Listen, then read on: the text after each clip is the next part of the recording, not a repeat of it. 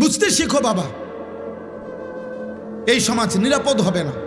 রাসূলুল্লাহ সাল্লাল্লাহু আলাইহি সাল্লাম বলছেন, আমি নিজে বললাম, আমি এই কথা পড়ি তো বাবা, কিশোর নওজোয়ান নিয়ে আমার সারাদিন ভাবি। রাসূলুল্লাহ সাল্লাল্লাহু আলাইহি সাল্লামের হাদিসের বক্তব্য, কোন সমাজের মধ্যে ছেলে মেয়েদের মধ্যে যদি যৌনাচার বেড়ে যায়, সবাই যদি বেহায়া হয়ে যায়, খুদার কসম, নবীর হাদিসের ভবিষ্যৎবাণী, ওই সমাজের বংশ, ওই নামাজের নারীর সতীত্ব ঘরকে ঘর আর নিরাপদ থাকে না। প্রত্যেকেই তো তখন কোনো না কোনোভাবে সুযোগ তালাশ করে বেবিচারে। একদিনের পত্রিকা, তোমরা একদিনের খবর, বাংলাদেশের 10টা চ্যানেলের খবর, 10টা পত্রিকার খবর, সবগুলো পৃষ্ঠা উল্টাইয়া দেখো, প্রতিদিন বাংলাদেশে বর্তমানে পরকীয়া, অর্থাৎ স্ত্রী অন্য পুরুষের সাথে, পুরুষ অন্য মহিলার সাথে অপকর্ম করছে। আর এই কারণে প্রতিনিয়ত খুনাখুনি, মারামারি কি পরিমাণ হচ্ছে প্রতিদিন তুমি দেখো, তোমার বিবেক থাকলে তুমি দেখো এই সমাজে পরকীয়া এখন কি অবস্থা। সবাই বেসামাল। বিবাহিত নারী যদি চরিত্রহীন হয়, অবিবাহিত মেয়ের কি হবে? বিবাহিত পুরুষ যার স্ত্রী আছে বেটা, ওই যদি চরিত্রহীন হয়ে যায়, তাহলে অবিবাহিত ছেলের হালাত কোথায়? আপনারা কেউ ভাবতেছেন না, আপনারা সবাই মনে করতেছেন, আপনারা সবাই ভাবতেছেন নিজের মতো করে ছেলে পেলে বড় হইতেছে। না রে ভাই, বড় হইতেছে না, ছোট হইতেছে, চরিত্রহীন হইতেছে, লম্পট হইতেছে, চরিত্রহীন হইতেছে। 100টা মুসলিম ছেলে দাঁড় করাইলে বোঝা যায় না, আহা 98 জনের চুল বেঈমানের মতো। 100টা মুসলিম ছেলেকে জিজ্ঞাসা করেন, বাবা আজকের সারা দিনে যতবার পেশাব করছো, অতবার টয়লেট পেপার নিছু কিনা? 100 জন মুসলিম ছেলেকে জিজ্ঞেস করেন, গত 100 দিনের মধ্যে বাবা 5 ওয়াক্ত নামাজ পড়েছো কয়দিন? 100টা মুসলিম ছেলেকে জিজ্ঞেস করেন, গত 24 ঘন্টার মধ্যে মোবাইলে নারী ছবি, উলঙ্গ দৃশ্য দেখেছ রাতে দিনে মিলে কতবার? 100টা যুবক ছেলেকে বলেন, বাবা 24 ঘন্টার ভিতরে তোর কলিজার ভিতরে হারাম নারীর চাহিদা হয়েছে কয়বার, আর আল্লাহর কথা মনে পড়ছে কয়বার? তাহলে জাতি টিকবে কিভাবে? দেশ টিকবে কিভাবে? সমাজ টিকবে কিভাবে? কোনো কিছুতেই আমাদের দেশের কোনো কিছুতেই নিয়ন্ত্রণ নাই। কোন রাস্তা বছরের মাথায় এলোমেলো হয়ে যায়, কোনো জায়গায় কোনো শৃঙ্খলা গুছানো যায় না। সোজা করলেই মনে হয় যেন সিরিয়াল লাইন করাইলে, পিছনের জনের লাইন সিরিয়াল করিলে সামনের জন বেকা হয়ে যায়। কেন এমন কেন বাপ? আমরা সবাই নিজের মতো করে বেড়ে উঠতেছি, গুনাহ আমাদের প্রিয় হয়ে গেছে, গুনাহ আমাদের জীবনের সঙ্গী হয়ে গেছে। নারী, ছবি, নাটক, সিনেমা, টেলিভিশন, নর্তকী। আজকে আমরা বেশিরভাগ মানুষ, এই আমার কথা আমি শেষ করতে চাচ্ছি, আজকে আমাদের বেশিরভাগ মানুষ আমরা আমাদের জীবনটাকে 2টা ভাগ করে নিছি। এক ভাগ 8 ঘন্টা 10 ঘন্টা উপার্জন, হয় চাকরি, নয় ব্যবসা, নয় ক্ষেত খামার, একটা কিছু, নয় বিদেশের কোনো ডিউটি। এই 8-10 ঘন্টা কর্ম করে, আর বাকি যতক্ষণ ঘুম না যায় বাকি টাইম বিনোদন, হয় গান, নয় নাটক, নয় সিনেমা, নয় টেলিভিশন, নয় বন্ধুদের সাথে আড্ডা, নয়তো চটপটি খাইতেছে, নয়তো মহিলা বাজারে ঘুরতেছে, বিনোদন। তাহলে এক বেলা কর্ম, আরেক বেলা বিনোদন। তো আল্লাহ কই, রসুল কই, আখেরাত কই, কবর কই, পরকালের ভাবনা কই? মা জানে না গত 24 ঘন্টায় তার ছেলেটা কি করছে, বাবা জানে না গত 24 ঘন্টায় তার ছেলেটা কোত্থেকে গেছে, কোথায় কি করছে, বাপের খবরও নেই। এভাবে তো মানুষ গড়ে না রে বাবা, এভাবে গড়ে না। আমার আম্মার বয়স 75 বছর, আমার মা অসুস্থ, দুর্বল মা আমার। আলহামদুলিল্লাহ, আমার সেই মা আজও এই 75 বছর বয়সেও যখনই মার সাথে কথা বলি, মা জিজ্ঞেস করে, ফুত নামাজ পড়ছো না? এখনো জিজ্ঞাসা করে, এখনো জিজ্ঞেস করে। আমার পড়ালেখার পুরা জীবন আমার মনে আছে। আমার বাবা, আমার মা, আমার বড় ভাই আমার দিকে পুরাপুরি নজর রাখছে। আমি একবারের চুল 3 বার কাটাইছে, শুধু সামান্য 19-20 হয়েছে। আমার জীবনে কোনোদিন একটা এম্বোটারি পাঞ্জাবি পরতে দেয় নাই। আমার জীবনে কোনোদিন একটা রঙিন টুপি আমি জীবনে কোনোদিন পরি নাই। তাইলে বাপ, জীবনে কেউ ধরে রাখতে হয়, মানুষ বানাইতে হইলে।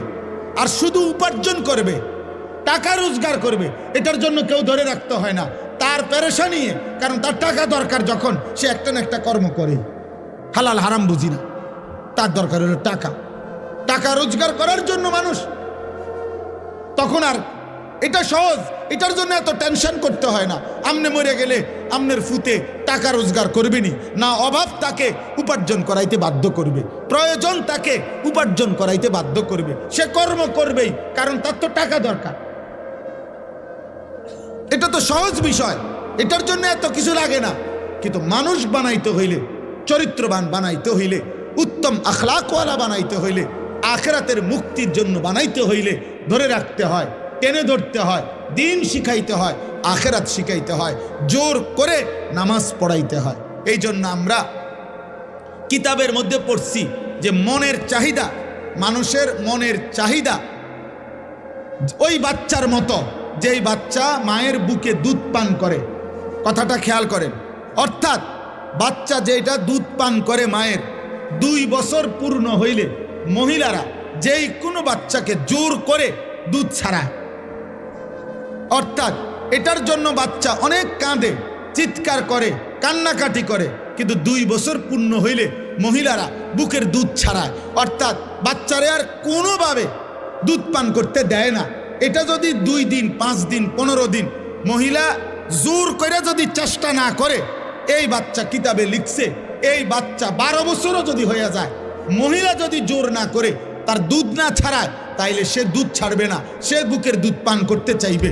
এই জন্য নিয়ম হইল, মানুষের মনের চাহিদাকে কেউ যদি জোর করে আল্লাহর দিকে না ফিরায়, গুনাহ থেকে না বাঁচায়, আল্লাহর দিকে না ফিরায়, জোর করে যদি নামাজ না পড়েন, জোর করে যদি গুনাহ থেকে না বাঁচেন, জোর করে যদি নারীর থেকে চেহারা না নামান, খোদার কসম 100 বছর না, বয়স যদি 900 বছর হয় আর নিজে যদি জোর না করে, তাহলে এই বুড়ো নারী দেখার লোভ তার যাবে না কোনোদিন।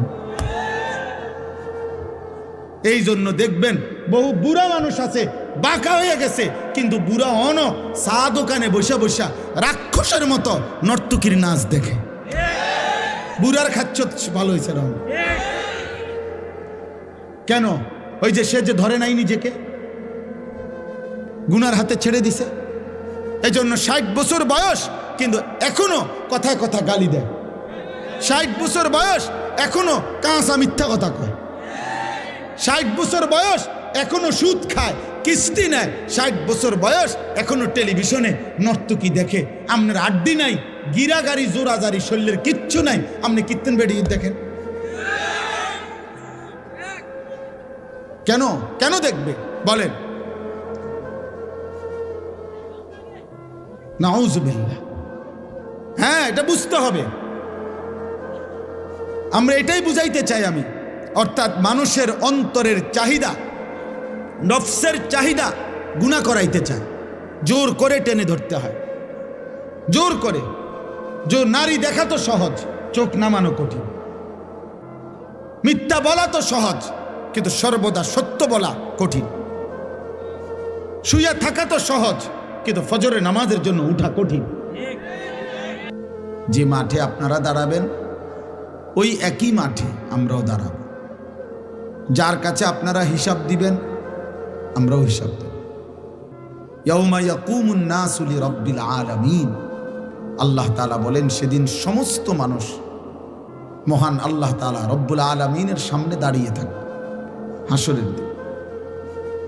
নবীজি সাল্লাল্লাহু আলাইহি ওয়াসাল্লাম বলছেন, মাউদাউ কাদামিন, এই পাওটা রাখতে যেটুকু জায়গা মাটিতে, পায়ের তলা, ঠিক এতটুকু জায়গায় শুধু প্রত্যেকে দাঁড়াবে।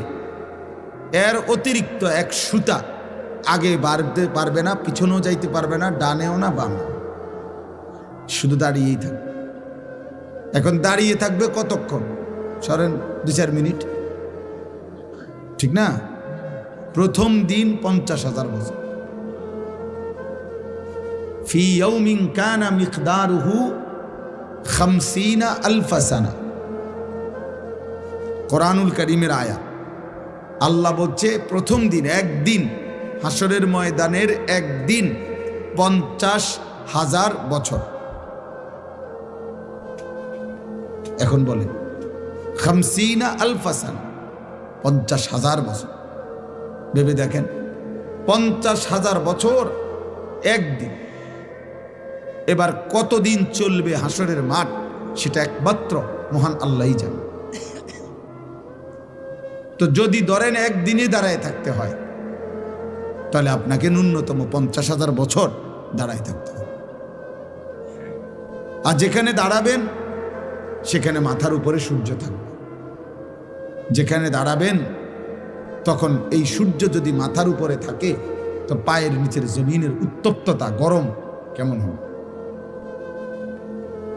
আমরা হজ্জের মধ্যে প্রতি বছর, এইবারও আরাফার দিন, মানে যেদিন হজের মূল দিন, আরাফার ময়দানে, সেদিন আল্লাহরই কুদরত। আমি সবসময় মনে হয় যেন আরাফার দিন, মানে যেদিন মূল হজ, সেদিন মনে হয় যেন সূর্যের তীব্রতাটা, প্রখরতাটা বেশি, প্রচণ্ড সূর্যের তাপ। তো আরাফার দিনে হজ্জের মধ্যে একটা সুন্নত আমল হইল, তাঁবুর বাহিরে খোলা জায়গায় খালি আকাশের নিচে দাঁড়িয়ে কিছুক্ষণ দোয়া করা। নবীজি করছেন। তো এইটা ওলামায়ে কেরাম আমল করে। তো এইবারও আপনার, অর্থাৎ এই 2-3 বার তাঁবুর থেকে বাইরে দুপুরবেলা হজ্জের সময় এই দাঁড়াইয়া 2 মিনিট, তা 5 মিনিট, 5-7 মিনিট দাঁড়াইতে গিয়ে মনে হয় যেন পাওটা পুইরা গেছে, একদম পুরো একেবারে মনে হয় যেন পাওটা পুড়ে গেছে। সোজা কথা, আমি যতবারই উমরার সফর থেকে, হজ্জের সফর থেকে ফিরি, মনে হয় যেন পুরাটা চেহারা রৌদ্রে আলগা একটা পাট পড়ে গেছে, কালো।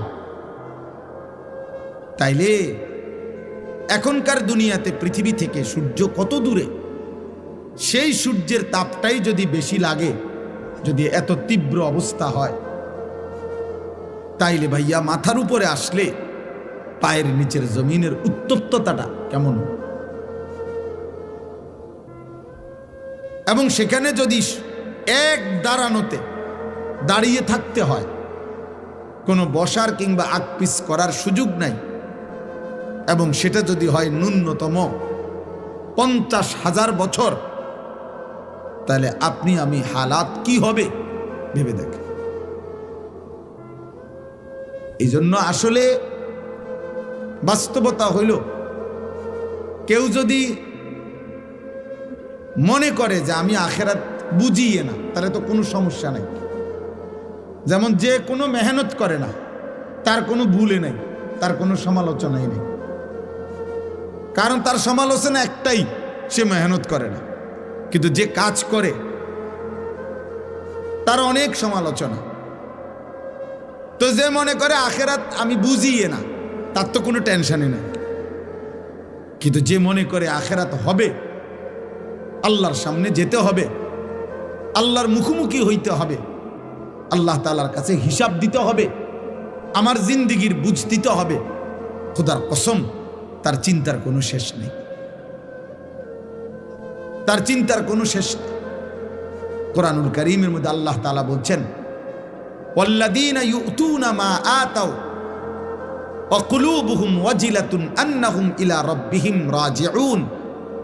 আল্লাহ বলেন, আমার প্রিয় বান্দা যারা, তারা আমার দেওয়া সমস্ত নিয়ামত, আমি যা দিয়েছি, শরীর, স্বাস্থ্য, জীবন, যৌবন, সুস্থতা, সম্পদ, অর্থবিত্ত, ক্ষমতা, প্রভাব প্রতিপত্তি, স্ত্রী, সন্তান, টাকা পয়সা, ঘর সংসার, সব আমি আল্লাহর পথে ব্যয় করে, আমার প্রিয় বান্দা তারা। তবে সমস্ত কিছু, এই কথাটা খেয়াল করেন, সমস্ত কিছু আমার পথে আমার নির্দেশনা মতে ব্যয় করার পরেও যাদের অন্তর সর্বদা আমি আল্লাহর সামনে আখেরাতে মুখোমুখি হবে, আমার কাছে আখেরাতে ফিরবে, এই ভয়ে কাঁপতে থাকে, তারা আমার প্রিয় বান্দা। নামাজও পড়ে, ভয়েও কাঁপে, রোজাও রাখে, ভয়েও কাঁপে, যাকাতও দেয়, ভয়েও কাঁপে, দান সাদাকাও করে, ভয়েও কাঁপে, হজও করে, আবার ভয়েও কাঁপে, আল্লাহর ভয়ে। তাহলে এই জন্য বললাম, কোরআনুল কারীমের মধ্যে আছে ইব্রাহিম আলাইহিস সালাম আল্লাহ তাআলার কাছে বলতেন, রব্বি লা তুখজিনি ইয়াউমা ইউবআসুন, আল্লাহ যেদিন কবর থেকে সকলকে হাসরের ময়দানে উঠাবেন, ওই ময়দানে আমি ইব্রাহিমকে বেইজ্জতি করে নেব। উনি নবী, উনি আল্লাহর খলিল, কিন্তু উনি ভয় করছেন, ভয় করছেন।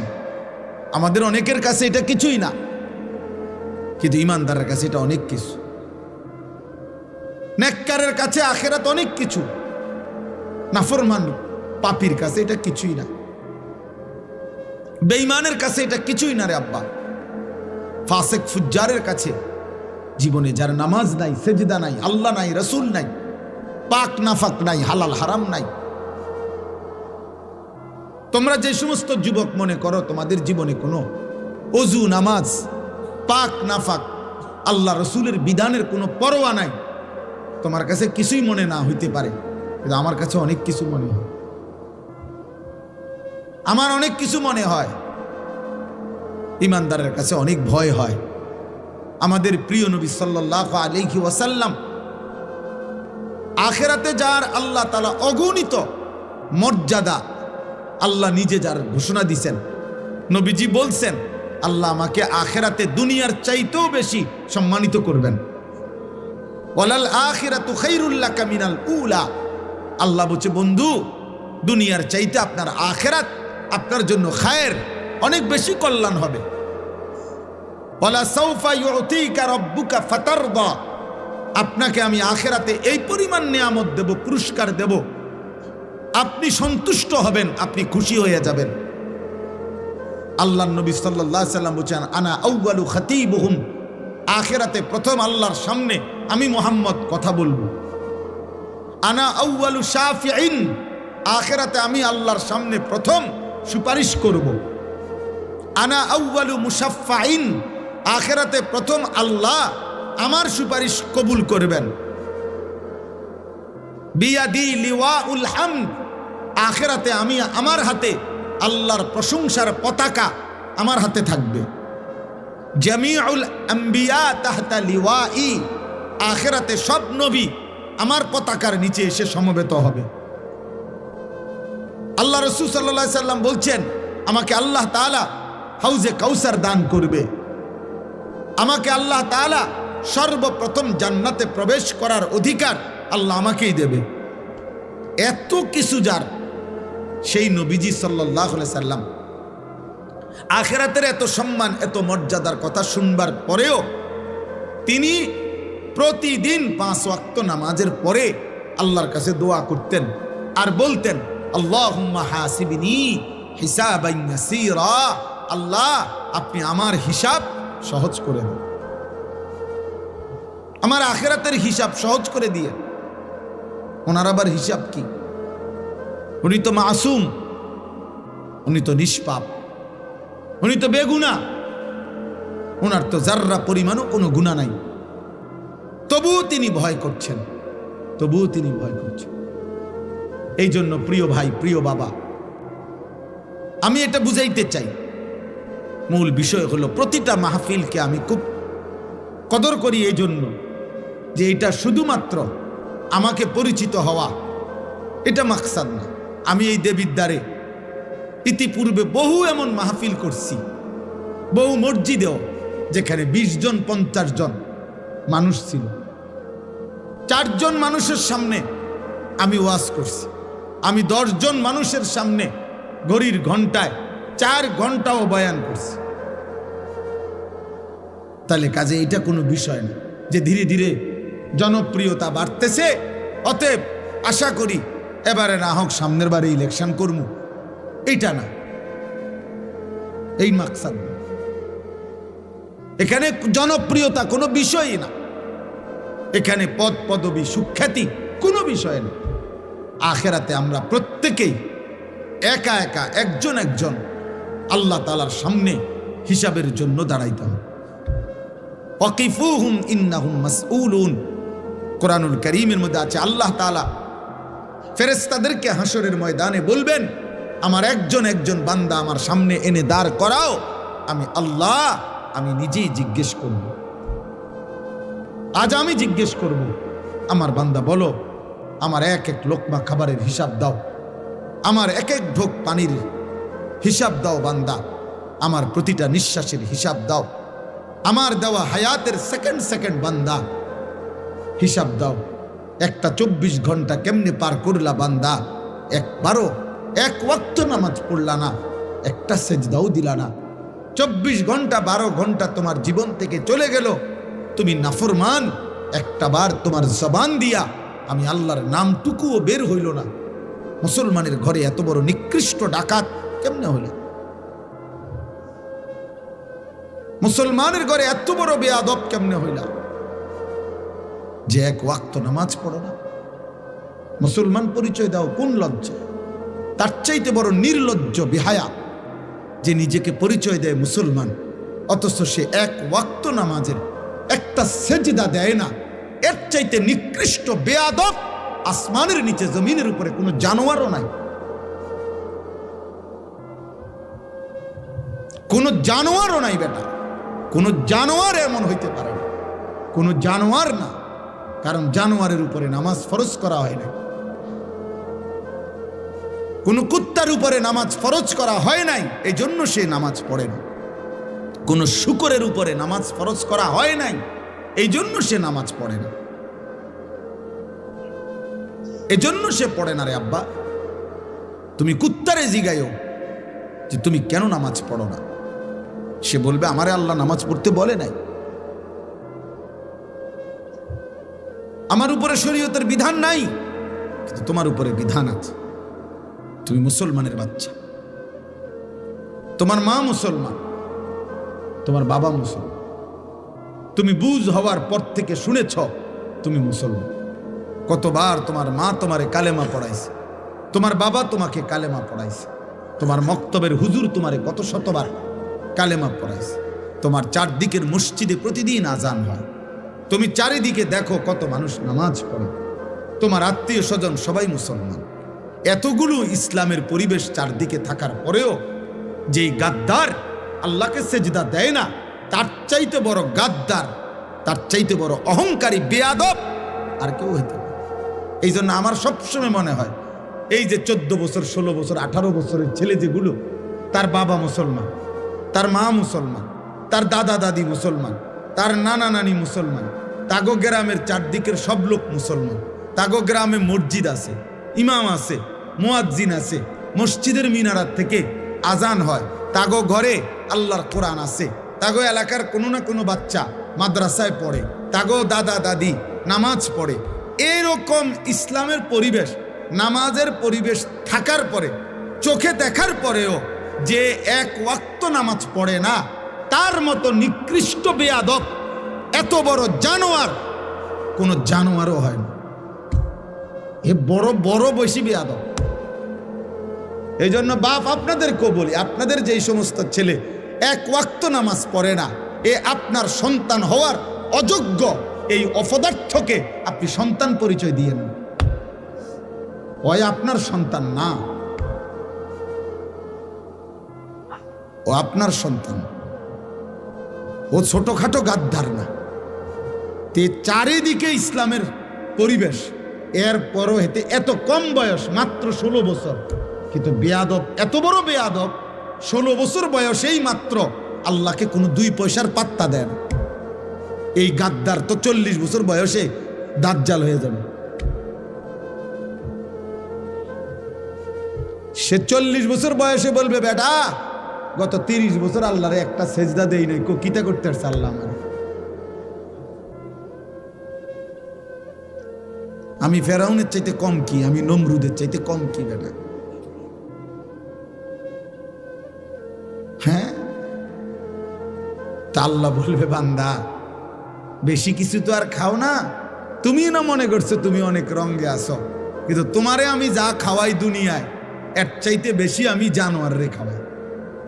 আমার বাঘ, আমার সিংহ, আমার গরু ছাগল, আমার কুকুর বিড়াল তোমার চাইতে বেশি খায়। জঙ্গলের প্রাণীরা বেশি খায়, সাগরের প্রাণীগুলো বেশি খায়, এবং আমাদের চাইতে ফ্রেশ পিওর খাবার জঙ্গলের প্রাণী খায়। কোনো বাঘের খাবারে কোনো ফরমালিন নাই, কোনো সিংহের খাবারে কোনো ফরমালিন নাই, কোনো ভাল্লুকের খাবারে কোনো ফরমালিন নাই, কোনো ভেজাল নাই, পিওর খাবার, পিওর গোশত খায়। আমাদের সব খাবারের মধ্যে ঝামেলা, আমাদের সব খাবারের মধ্যে ফরমালিন আছে, আমাদের সব খাবারের মধ্যে ধোঁকা আছে। তাহলে আমরা সামান্য ধোঁকা মিশ্রিত দুনিয়া ভোগ করি, এতটুকুতেই আল্লাহকে এভাবে ভুলে গেলাম।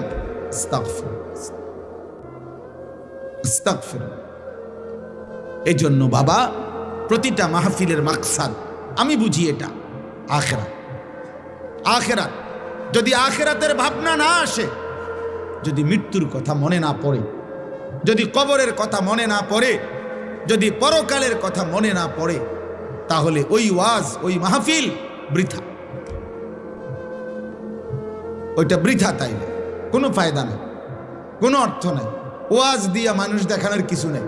আপনি একটা মাহফিল করে দেখাই দিলেন, অনেক লোক হয়েছে, আমনের গো মাহফিলের চাইতে বেশি লোক হয়েছে, এমনও বহু ওয়াজ আছে লাখ লাখ। তো আর আপনি এটা কিতা দেখাইবেন? এটা যদি এমন কিছু হইতো যে পৃথিবীতে আজ 15ই ডিসেম্বর আমি পৃথিবীকে একটি নতুন চমক দেখাইলাম, যে আমি একটি মাহফিল করলাম, মানুষে কব হাসবে, ব্যাক কল মাহফিল বুঝি তুই নতুন দেখালি, এটি তো ডেইলি ওয়াজ, তো ডেইলি হইতে আছে, মাহফিল তো ডেইলি হইতেছে। তাইলে এটা কিছুই না, প্রদর্শনীর কিছু নাই। আখেরাত, আখেরাত, কবরের ফিকির, আখেরাতের ফিকির, মৃত্যুর ফিকির। আমি আর তুমি ভাই, জোয়ান ছেলেরা, বাবা মনে রাখো, আব্বা তুমি আমি যদি সবাই মিলে এটা বুঝে নিতাম যে খাইয়া পইরা দুনিয়া সমান সমান, পেটে ভাতে দুনিয়া, এরপরে আর কিছু নাই।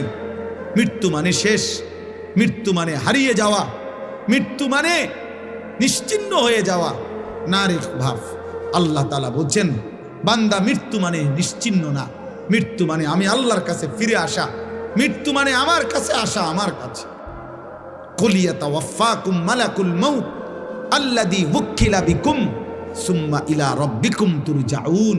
আল্লাহ কোরআনে বলেন, হে নবী আপনি বলে দেন তোমাদের সকলকে আমি আল্লাহর পক্ষ থেকে নির্ধারিত ফেরেশতা মালাকুল মউত আজরাইল তোমাদের মৃত্যু ঘটাবেন, এবং অতঃপর তোমরা সকলেই ইলা রাব্বিকুম তুরজাউন, তোমাদের রবের কাছেই ফিরবে। মৃত্যু মানে হারিয়ে যাওয়া না, মৃত্যু মানে আল্লাহর কাছে ফিরে যাওয়া। কুরআনুল কারীমের মধ্যে আছে, আল্লাহ বলেন ফাকাশাফনা আনকা গিতাআকা ফাবাসারুকাল ইয়াওমা হাদীদ। আল্লাহ বলেন মৃত্যু মানে তোমার চোখে, তোমরা মনে করেছো মৃত্যু মানে এই লোকটা চোখ বন্ধ করে ফেলছে, আর কিছু দেখে না। আল্লাহ বলে না বান্দা, দুনিয়ার এই অংশ থেকে আমি তার চোখ বন্ধ করছি। মৃত্যু মানে আমি তার চোখ আগের চাইতে পাওয়ারফুল করে দিয়ে কবর থেকে এবার এমন চোখ খুলে দিছি যে কবরের মাটির থেকেই সে জাহান্নাম পর্যন্ত দেখতে পারে। এই জন্য মৃত্যুর মাধ্যমে মানুষের চোখের দৃষ্টি কমে না, বাড়ে। ফাবাসারুকাল ইয়াওমা হাদীদ, আজ তোমার চোখের দৃষ্টি আল্লাহ বলছে মৃত্যুর পরে আরো তীক্ষ্ণ, আরো বেড়ে গেল, বেড়ে গেল। এখন তো আমি আধা কিলো দেখি না, কিন্তু মৃত্যুর পরে চোখ বন্ধ করার পরে দুনিয়া থেকে কবরে গেলেই মানুষ কবর থেকে এই চোখ দিয়েই জান্নাত কিংবা জাহান্নাম সরাসরি দেখবে। চোখের পাওয়ার বেড়ে যাবে। চোখের দৃষ্টি বেড়ে যাবে। এই জন্য মৃত্যু মানে হারিয়ে যাওয়া না।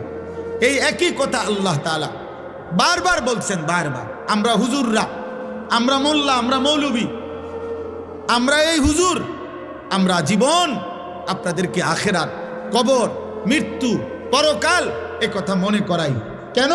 অনেক মানুষ বিদ্রুপ করে হুজুরদের কাছে, আর কোনো কথা নাই, কেবল কবরের কথা কয়, কেবল আখেরাতের কথা কয়। হ ভাইয়া, আর কোনো কথা নাই। ডাক্তারের কাছে কেবল চিকিৎসার কথা, ইঞ্জিনিয়ারের কাছে কেবল বিল্ডিং প্ল্যানিং এর কথা, রাজমিস্ত্রির কাছে কেবল ইট বালু সিমেন্টের কথা, কাঠ মিস্ত্রির কাছে কেবল কাঠ, টিন, জলুই ফেরেক এটারই কথা। যে যেই কাজ করে তাকে ওই কথা বললে ওইটাই মানায়, সে অন্য কথার পণ্ডিতি করলে এটা মানায় না। মোল্লা, মুন্সি, মৌলবী, আলেম, ওলামা, আমাদের জিম্মাদারি আল্লাহর বান্দাদেরকে আখেরাতের দিকে তৈরি করা, পরকালের জন্য তৈরি করা। আর খোদার কসম, এটাই সত্য যে আখেরাতের প্রস্তুতি, আখেরাতের চিন্তা, এটাই শ্রেষ্ঠ প্রস্তুতি, এটাই সর্বশ্রেষ্ঠ চিন্তা। আপনি মরে গেলেও আপনি চিন্তা করেন না আপনার ফুট বাঁচবে। আমি মরে গেলে, অনেক মানুষ আছে না, আমি মরে গেলে আমার জি ফুটটি কেমনে জানি চলবো। আমনের বাপ মরাতে আপনি যেমনি চলছেন, এই আমনে মরার পরেও আমনের জিফুত এমনি চলবে। আপনি কোনো টেনশন করেন না। আপনি এত মিথ্যা বলার দরকার নাই। আপনি এত সুদ, এত কিস্তি, এত বাটফারি, সিটারি জিফুতের লাইগা করছি না, না, লোভের কারণে করছেন, স্বার্থের কারণে করছেন। কোন সুদখোর, মনে রাখবেন, স্ত্রী সন্তানের প্রতি দরদি না। কোন কিস্তিখোর, যারা কিস্তি নেয়, এই হারামখোর মূলত স্ত্রী সন্তানের মায়ায় না, লোভে লোভে লোভে। আপনাকে বলে নাই বেটা স্ত্রী সন্তানকে হারাম দ্বারা পালতে, হারাম দ্বারা তার সংসার করতে। আপনাকে আল্লাহ বলে নাই, নবী বলে নাই, রাষ্ট্র বলে নাই, মেম্বরে বলে নাই, চেয়ারম্যানে বলে নাই, এই পৃথিবীর কোনো পাগলেও বলে নাই। আমনের লোভ আপনারে সুদ খাওয়াইছে, আমনের লোভ আপনারে কিস্তি নেওয়াইছে। আপনি হারামখোর মিয়া। কোন হারামখোরের সন্তান মানুষ হয় না, আমি বলে গেলাম, লিখিত দিলাম, লিখিত। সুদখোরের সন্তান মানুষ হয় না, কিস্তিখোরের সন্তান মানুষ হয় না, ঘুষখোরের সন্তান মানুষ হয় না। যদি বলেন মানুষ হইছে, আমারে বলেন, আমি দেখতে যাব। আপনি কি দেখাইবেন?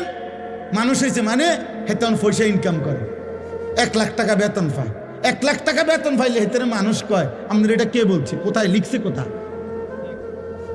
সে উপার্জনে না শিখছে মিয়া, সে পয়সা রোজগার করা না শিখছে। আপনার সন্তান টাকা উপার্জন করলে তো মানুষ হয়েছে বলে না। এই পৃথিবীর কোনো অভিধানে, কোনো ডিকশনারিতে কোথাও একথা লেখা নাই যে মানুষ কাকে বলে। যে উপার্জন করে টাকা, তাকে মানুষ বলে? তাকে বলে মানুষ মিয়া? কোথায় লিখছে এটা বলেন? পৃথিবীর কোথায় লিখছে এ কথা? ইনসান তো ভিন্ন কিছু, ইনসান তো ভিন্ন কিছু। উপার্জন, নিজের খাবারের চাহিদা পূরণের জন্য প্রয়োজনীয় জিনিস সংগ্রহ, এটা তো পিঁপড়াও করে। একটা পিঁপড়াও তো এই পৃথিবীর সবচেয়ে বেশি শক্তিশালী, এই পৃথিবীর সবচেয়ে শক্তিশালী প্রাণী কি? পিঁপড়া। পিঁপড়াই পৃথিবীর সবচেয়ে শক্তিশালী প্রাণী, যে তার ওজনের চাইতেও ভারী জিনিস বহন করতে পারে। একটা হাতি সমপরিমাণ আরেকটা হাতি কান্দে লইতে পারত না, বুঝেন না? কিন্তু একটা পিঁপড়া তার নিজের চাইতে ভারী জিনিস বহন করতে পারে। এই জন্য পিঁপড়া সবচেয়ে শক্তিশালী প্রাণী। সে তার অবস্থানের চাইতে বেশি জিনিস নেয়। এই জন্য ভাইয়া, বাবা, আখেরাত ভুলবেন না।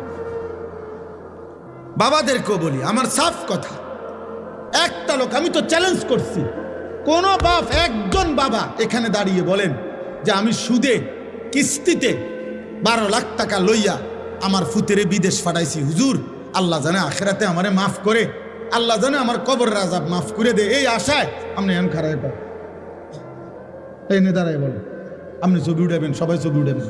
এবারটা যে এবারটা সুদে টাকা লইছে, লইয়া কিস্তিতে টাকা নিয়া এবারটার ফুতেরে বিদেশ পাঠাইছে, আল্লাহ জানে ওনারে এবারে জাহান্নাম থেকে মুক্তি দেয়, আখেরাতে জানে মাফ করে, এই আশায় এটা এখন কর। আসেন এখন আসেন, বলেন একজন লোক বলেন, বোঝেন নাই কথা আমার? বলেন, আপনি সুদে টাকা নিছেন আখেরাতের আশায়? কথা বলেন না কেন? আপনি কিস্তিতে টাকা নিছেন আখেরাতের আশায়, জাহান্নাম থেকে বাঁচার আশায়, দুনিয়ার লোভে? আপনি এটা বুঝছেন আপনার ছেলেটা এখন আমি 12 লাখ টাকা দিলে এটা আমার একটা টাকা উপার্জনের মেশিন, আমি একটা মেশিন বইয়ে এলাম, এরপরে হেতে টাকা দিব। তা নাই তো বলেন, দুনিয়ার আশা ছাড়া, সম্পদের আশা ছাড়া বাড়ি করবেন, বিল্ডিং করবেন, জমি কিনবেন, সংসার চালাইবেন, বাজার সদাই খাইবেন, আপেল মালটা খাবেন, এ তো দুনিয়াই হলো। তো আখেরাত? আখেরাত ভুলে গেলেন, বাবাও ভুলে গেলেন, সন্তানও ভুলে গেলেন। আপনার ছেলে উপার্জন একদিন কর্মে না গেলে আপনার মনে গুসা হয়, কিরে ফুর্তি কি শুরু করলি, কামে যাস না কা? কিন্তু আপনার ছেলে 365 দিনে, খোদার 1 বছরে একদিনও ফজরের নামাজ পড়ে না, একটা দিন পড়ে না, এত বড় জানোয়ার মুসলমানের ঘরে ঘুমায় কেমন? পরে জিজ্ঞাসা করেন না, ওই ছেলেটাকে জিজ্ঞাসা করেন, তুই মানুষ না জানোয়ার? পরে বলতে পারে। একদিনও তুমি 365 দিনে মুসলমানের ঘরে জন্ম নিয়ে তুমি একদিনও ফজরের নামাজ পড়বা না? তোমার আল্লাহ নাই, তোমারে কেউ বানায় নাই, তুমি মাটির তলের থেকে বাইরিছ, তুমি আসমান থেকে পড়ে গেছ, তোমার কোনো সৃষ্টিকর্তা নাই, তিনি তোমার কাছে কিছু চায় না। আস্তাগফিরুল্লাহ, আস্তাগফিরুল্লাহ। তাহলে একটা বাবা বেনামাজি সন্তান ঘুমায়, ওমা বেড়ার কোনো চিন্তাই নাই, ওনার কোনো ফিকিরে নাই, ওনার ফিকির শুধু টাকা, চাকরি, ব্যবসা, দোকানদারি, বিদেশ, পয়সা, এই জীবন। বলেন আব্বা, আখেরাত কেমনে ভুলে গেলেন? আখেরাত যদি ভুলেও যান তো আখেরাত হবে না? কথা বলেন না? বলো ছেলেরা, বাবা তোমরা বলো, তোমরা যারা আজকে মৃত্যু ভুলে গেছো, তোমাদের মৃত্যু হবে না? তোমরা যারা নামাজ পড়ো না, তোমরা তো মৃত্যু ভুলে গেছো।